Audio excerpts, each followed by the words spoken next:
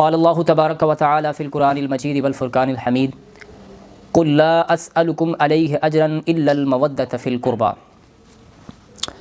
محترم ناظرین، میں اس وقت بڑے ہی افسوس کے ساتھ یہ ویڈیو ریکارڈ کروا رہا ہوں۔ قرآن مقدس کی جس آیہ مبارکہ کو میں نے پڑھا ہے، اس آیت مبارکہ میں اللہ نے اپنے پیغمبر صلی اللہ علیہ وآلہ وسلم کی رسالت کے اجر کے طور پر اہل بیت علیہم السلام، اللہ کے پیغمبر کے قربا جو ہیں، ان کی مودت و محبت کو طلب کیا ہے۔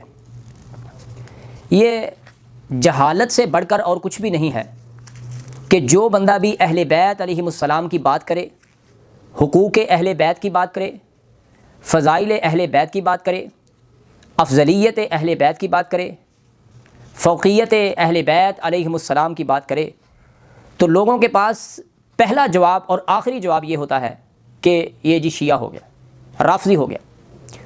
یہ کس قدر بدبختی کی بات ہے، کس قدر بدبختی کی بات ہے کہ لوگوں کو یہ سمجھنے اور سوچنے کا وقت نہیں ہے ان کے پاس کہ ہم کسی کے اوپر کوئی فتویٰ لگانے سے پہلے، کسی کو رافضی اور شیعہ کہنے سے پہلے سوچ لیں کہ یہ بندہ بات کیا کر رہا ہے اور یہ بندہ بات کر کہاں سے رہا ہے۔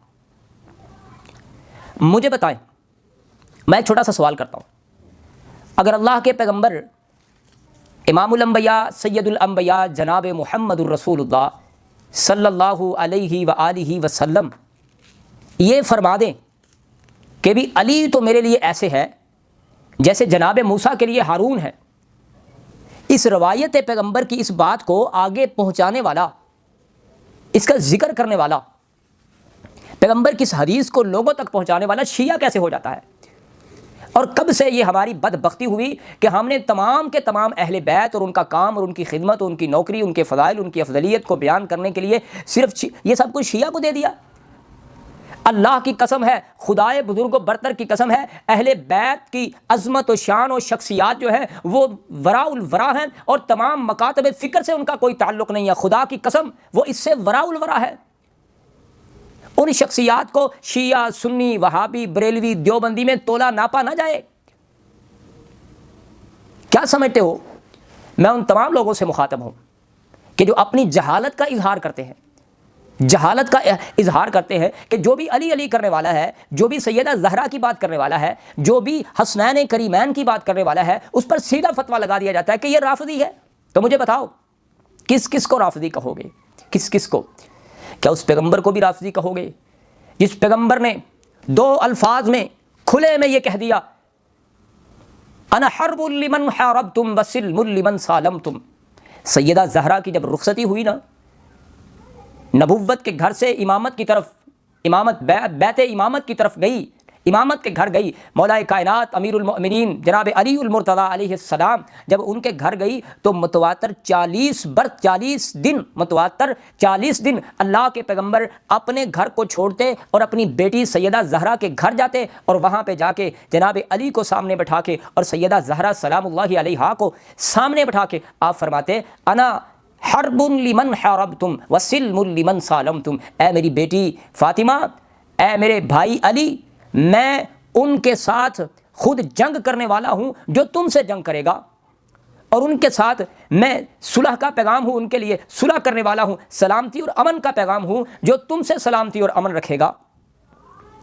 اور عقل کے اندھے لوگ ہیں اللہ کی قسم جو اہل بیت کو شیعہ اور سنی میں ناپتے تولتے ہیں، جو یہ کہتے ہیں کہ کربلا کا ذکر کرنا اور ذکر امام حسین، شہادت امام حسین کرنا، اور پھر اس پر اپنی آنکھوں سے آنسو بہانا، پھر اس پر گریہ زاری کرنا، پھر اس پر غم کا اظہار کرنا، یہ شیعہ کا کام ہے۔ وہ بندہ ہی بہت بڑا جاہل ہے، وہ چاہے PhD ہو، اس سے بڑا جاہل کون ہو سکتا ہے جسے پیغمبر کی اس حدیث کا پتہ نہیں ہے کہ اللہ کے پیغمبر اپنے لخت جگر، اپنے بیٹے جناب حسین ابن علی کو اپنی گود میں بٹھا کے چھم چھم آنکھوں سے آنسو گرا رہے ہیں، اور خبر کیا ملی ہے کہ ان امتی کا ستقتلہ فی کربلا، کہ اے پیغمبر آپ کی امت آپ کے بیٹے کو کربلا میں قتل کر دے گی۔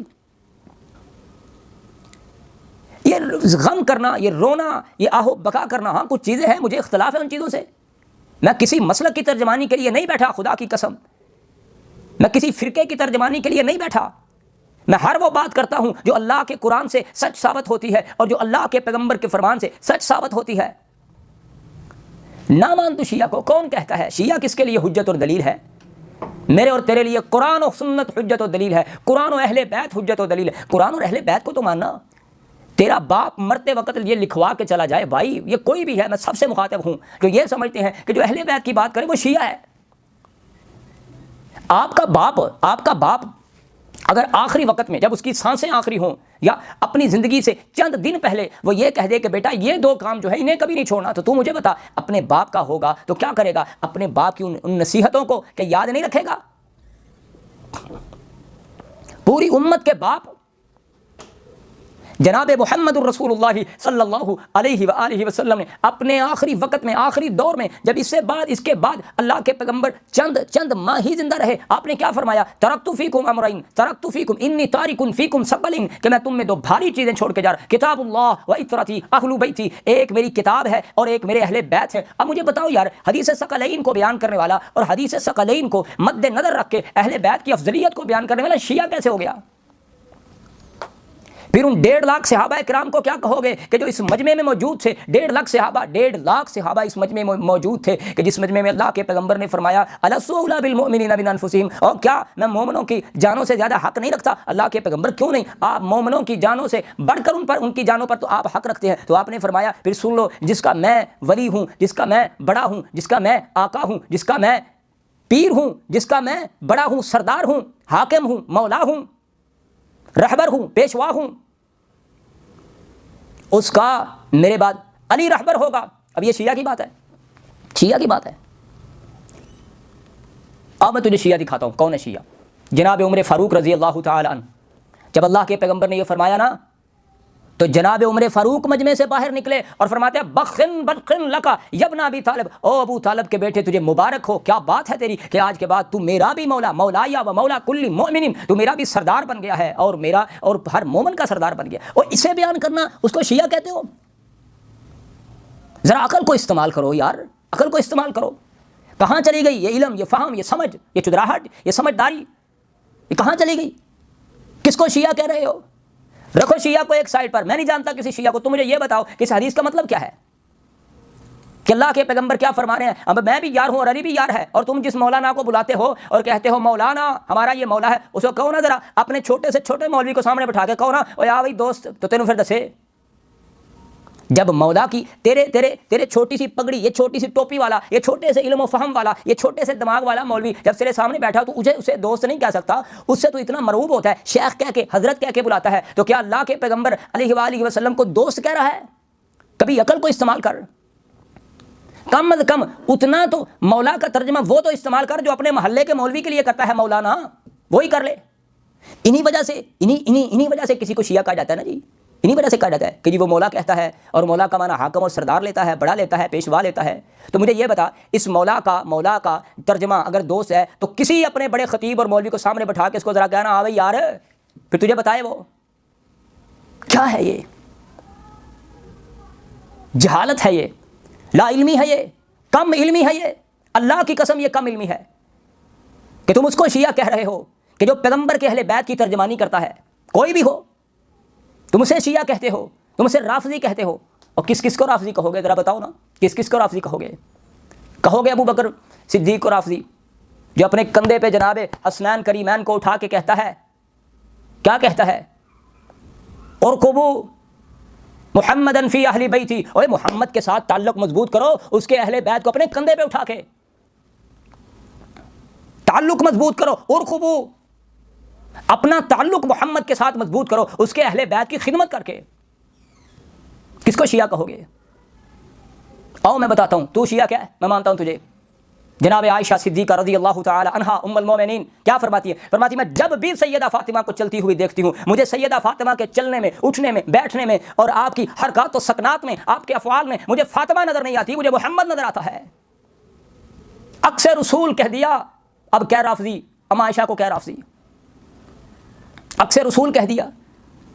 تو اس وجہ سے کسی کو شیعہ کہتا ہے کہ وہ جناب علی کو سب سے افضل مانتا ہے، تو تجھے میں بتاتا ہوں کس کو شیعہ کہے گا۔ عبداللہ ابن مسعود کو شیعہ کہے گا، عبداللہ ابن عباس کو شیعہ کہے گا، حضرت سلمان فارسی کو شیعہ کہے گا، عمار ابن یاسر کو شیعہ کہے گا، ابو ذر غفاری کو شیعہ کہے گا، ابو ایوب انصاری کو شیعہ کہے گا، کس کس کو شیعہ کہے گا مجھے تو بتا، کن کن کو شیعہ کہے گا؟ جناب عمر کو شیعہ کہے گا جو کہتے ہیں لولا علی لہلک عمر، اور عمر کی کیا حیثیت ہے، اگر آج علی وقت پہ نہ آتا تو عمر ہلاک ہو جاتا۔ کہتے ہیں ہر امت کا ایک محدث ہے، اور اس امت کا محدث عمر ہے رضی اللہ تعالی عنہ، اور وہ عمر کہتا ہے لولا علی لہلک عمر، آج علی نہ آتا تو عمر ہلاک ہو جاتا۔ کس کس کو شیعہ کہو گے؟ کیا بات ہے یار، پیغمبر کے اہل خانہ کی بات کرنے والے کو تم شیعہ کہتے ہو، ان کی افضلیت کو، ان کے حقوق کو، ان پر ہونے والے مصائب کو بیان کرنے والے کو شیعہ کہتے ہو؟ یہ تیری کم علمی ہے، یہ تیری جہالت ہے، یہ تیرے اندر کا جہل ہے جو باہر آ رہا ہے، اس کے علاوہ کچھ نہیں ہے۔ میں نہیں جانتا کسی شیعہ کو، میرا کیا تعلق ہے کسی شیعہ کے ساتھ؟ میں تو یہ جانتا ہوں کہ پیغمبر نے جاتے وقت یہ کہا انی تارک فیکم ثقلین، اور میں دو چیزیں چھوڑ کے جا رہا ہوں، دو چیزیں، جب ان سے جب تک جڑے رہو گے تو کبھی بھی گمراہ نہ ہوں گے، کبھی بھی گمراہ نہ ہوگے۔ اس کا مطلب یہ ہے کہ ان دونوں چیزوں کو قیامت تک زمین پر رہنا لازم ہے، ایک کتاب ہے اور دوسرے کتاب کے پڑھانے والے ہیں۔ اور بھائی خدا کا واسطہ ہے، پہلے دیکھ تو لو بات کیا ہو رہی ہے، سن تو لو پہلے، یہ کیا بدبختی ہے، کوئی نیا ایماندار اٹھتا ہے، کوئی نیا محقق اٹھتا ہے، وہ تم اٹھا کے شیعہ کے کھاتے میں ڈال دیتے ہو۔ ایک بندہ لاکھوں کروڑوں کا خرچہ کر کے وہ محنتی بنتا ہے، وہ کتابیں مرتب کرتا ہے، کتب اہل سنت سے اتحاد کی بات نکالتا ہے، امن کی بات نکالتا ہے، سکون کی بات نکالتا ہے، خاندان نبوت کی بات کرتا ہے، محنت کرتا ہے، کوشش کرتا ہے، تم بدبختو اٹھا کے اسے شیعہ ہو گیا۔ کتنوں کو شیعہ کہہ دیا، او سلیمان قندوزی الحنفی نے اتنی بہترین کتاب لکھی، شیعہ ہو گیا، ابن مغازلی شیعہ ہو گیا، خوارزمی شیعہ ہو گیا، حمدانی شیعہ ہو گیا، حسقانی شیعہ ہو گیا، احمد ابن حنبل شیعہ ہو گیا، نسائی شیعہ ہو گیا، ابو حنیفہ شیعہ ہو گیا، مالکی شیعہ ہو گیا۔ کس کس کو شیعہ کہو گے؟ یہ اندر کا جہل ہے، یہ بدبختی ہے۔ اللہ اس بدبختی سے ہمیں محفوظ فرمائے۔ سبحان ربک رب العزۃ عما یصفون وسلام علی المرسلین والحمد للہ رب العالمین۔